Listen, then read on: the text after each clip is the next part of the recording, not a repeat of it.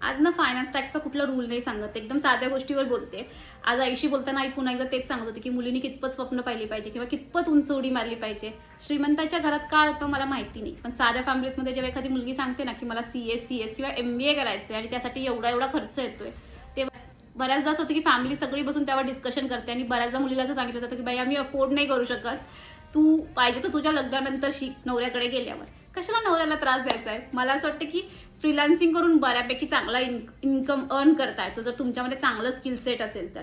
तुम्ही जर चांगलं वेब आर्ट डिझायनिंग करू शकत असाल, ग्राफिक डिझायनिंग चांगलं करू शकत असाल किंवा तुम्हाला एक्सेलचं चांगलं नॉलेज असेल, तुम्ही चांगलं रायटिंग करू शकत असाल किंवा एखादा सब्जेक्ट असेल ज्यात तुम्हाला डीप नॉलेज असेल, त्याच्यात ट्युशन्स घेऊन चांगल्यापैकी तुम्ही अर्निंग करू शकता.